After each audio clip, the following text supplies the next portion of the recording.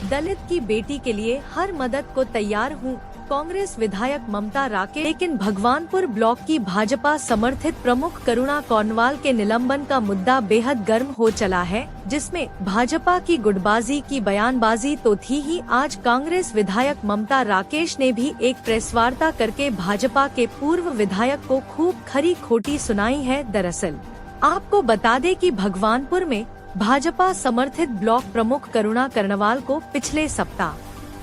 निलंबित कर दिया गया था, जिसका आरोप करुणा के ताऊ पूर्व विधायक और कई भाजपा नेताओं ने राकेश परिवार पर लगाया था, क्योंकि 2023 की बीडीसी की बैठक के दौरान एक शिकायत ब्लॉक प्रमुख के खिलाफ ममता राकेश ने की थी, जिस शिकायत के लिए आप सभी सम्मानित साथी सादर आमंत्रित हैं।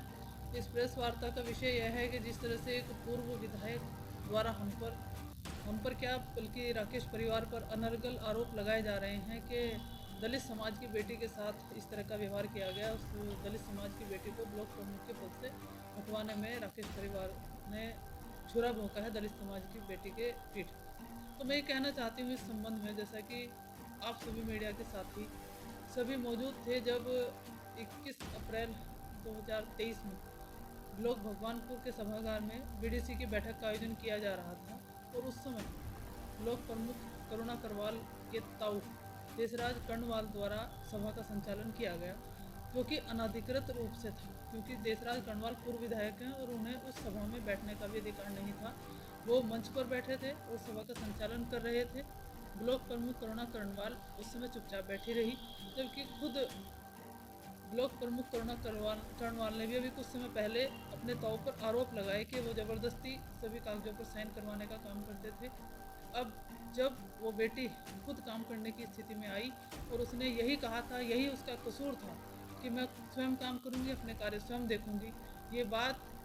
देशराज कर्णवाल को नागवार गुजरी और उस दोगले आदमी ने घटिया राजनीति करते हुए भाजपा की सरकार के द्वारा ब्लॉक प्रमुख करुणा कर्णवाल को निलंबित करवाने का कार्य किया है। जब मेरी शिकायत जो थी, मेरी शिकायत करुणा कर्णवाल की नहीं थी, मेरी शिकायत थी देशराज कर्णवाल के ऊपर, क्योंकि उस सभा का संचालन भी देशराज कर्णवाल कर रहे थे। जब मैंने उन्हें ऐसा करने से मना किया, तब उन्होंने मेरे साथ ही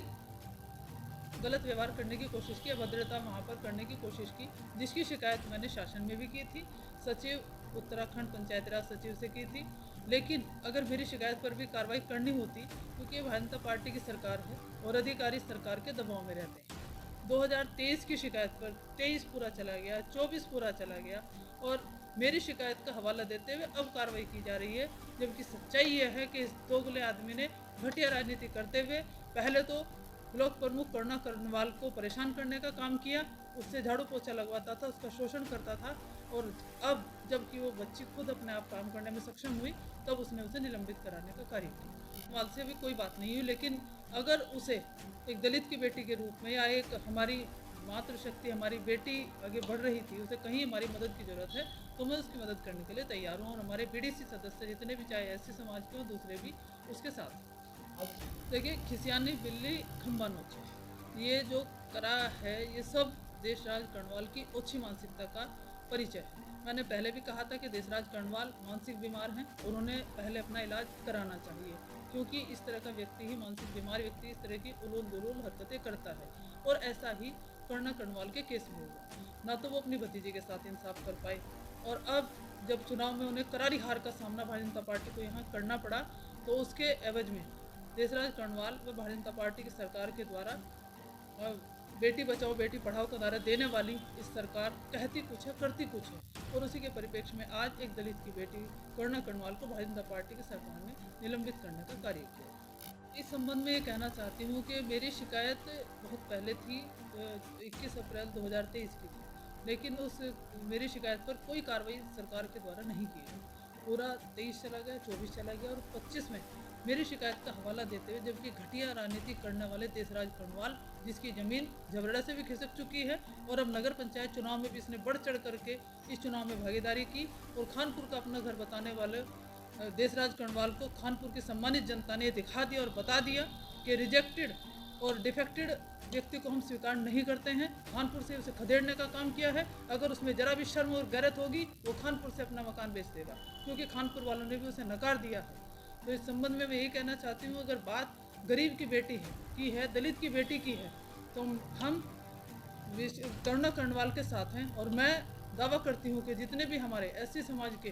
बीडीसी सदस्य हैं, सब करुणा कर्णवाल के साथ हैं। और निश्चित रूप से उनके द्वारा और हमारे द्वारा कभी भी किसी दलित समाज की बेटी या सर्व समाज के किसी भी व्यक्ति का शोषण नहीं किया गया, न किसी के साथ अत्याचार किया गया। देशराज कर्णवाल न तो अपनी भतीजी के साथ इंसाफ कर पाए,